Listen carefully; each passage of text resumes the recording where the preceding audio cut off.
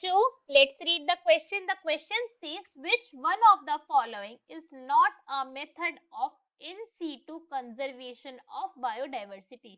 जो हमें given option है उनमें से कौन सा मेथड जो है वो इन सिटू मेथड नहीं है कंजर्वेशन को. So now let's start the question. सबसे पहले हम क्वेश्चन को सॉल्व करने का की कॉन्सेप्ट देखेंगे.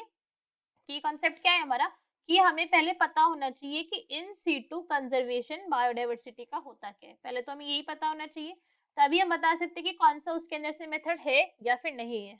सो what happens in situ conservation, इसमें क्या करते हैं कि एनिमल्स जो है, for example this is an area, ये एक एरिया है और यहाँ पे कुछ एनिमल्स फाउंड होते हैं. ये क्या है, यहाँ पे प्रेजेंट होने वाले एनिमल्स है. मगर अब इस एनिमल्स की खासियत क्या है कि सिर्फ इसी एरिया में फाउंड होंगे, found only in this area. ये इस एरिया के अलावा और किसी भी एरिया के ऊपर हमारे अर्थ के, हमारे इस एरिया के ऊपर और कहीं फाउंड नहीं होते, बस सिर्फ स्पेसिफिकली यही फाउंड होते हैं. जैसे हम कह सकते हैं कैंगरू, कैंगरू सिर्फ ऑस्ट्रेलिया के अंदर ही फाउंड होता है और कहीं हमें फाउंड नहीं होता है. तो ये जो एनिमल्स हैं ये सिर्फ इसी एरिया के अंदर फाउंड होंगे. मगर एक और जो रीजन है हम इनको कंजर्व करने का क्या है, ये एक्सटिंक्ट हो सकते हैं. इस वजह से क्यों एक्सटिंक्ट हो सकते हैं, बिकॉज सिर्फ इसी एरिया के अंदर फाउंड हो रहे हैं और कहीं तो फाउंड ही नहीं हो रहे हैं. तो क्या करना पड़ेगा, हमें इनकी कंजर्वेशन रिक्वायर्ड है, क्योंकि अगर हमने इन्हें नहीं बचाया, अगर हमने इन्हें कंजर्व नहीं करा तो क्या हो जाएंगे, फिर तो एक्सटिंक्ट हो जाएंगे.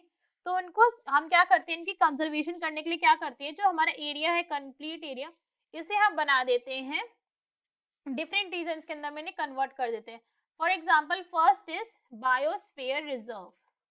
बायोस्फीयर रिजर्व के अंदर हमने इसे क्या करा, कन्वर्ट कर दिया इस एरिया को. Biosphere reserve.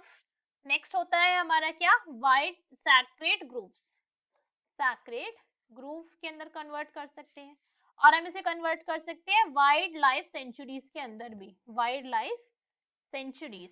अब इन सभी के बारे में अगर हम देखें तो क्या होता है, बायोस्फीयर रिजर्व के अंदर क्या होता है कि no restriction, no entry of men allowed, no entry of humans. यहाँ पे ह्यूमंस का इंट्रोडक्शन अलाउड ही नहीं है. आप किसी भी रीजन से बायोस्फीयर रिजर्व के अंदर जा ही नहीं सकते, कंप्लीट बैन होता है.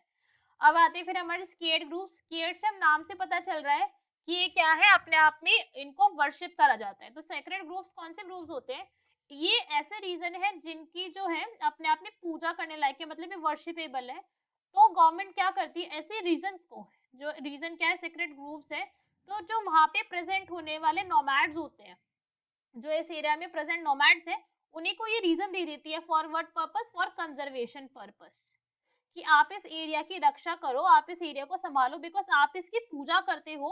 तो आप इस एरिया को नॉर्मल लोगों से ज्यादा अच्छे से ध्यान रखोगे, क्योंकि आपके लिए भगवान जैसे है.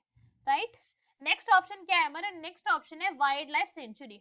वाइल्ड लाइफ सेंचुरी क्या है, यहाँ पे भी हमें एक्स्ट्रा एक्टिविटीज तो क्या है, प्रोहिबिटेड है. एक्स्ट्रा एक्टिविटीज प्रोहिबिटेड, मतलब यहाँ पे हम हंटिंग वंटिंग ऐसा कुछ नहीं कर सकते, ये यहाँ पे प्रोहिबिटेड ही है. मगर हम इन्हें घूमने जा सकते हैं अगर हम चाहें, तो यहाँ पे रिसर्च पर्पसेस से जा सकते हैं. यहाँ पे एंट्री ऑफ मैन अलाउड है, but up to a limit only. Entry of human allowed है, हम यहाँ पे बहुत अंदर कोर रीजन के अंदर नहीं जा सकते हैं, बट एंट्री अलाउड है, देखने जा सकते हैं. फॉर एग्जाम्पल इसका क्या है, जैसे हमारा है यहाँ पे काजीरंगा नेशनल पार्क हो गया, या फिर वाइल्ड लाइफ सेंचुरीज डिफरेंट हो गई. तो ये सब होता है इसके अंदर. राइट.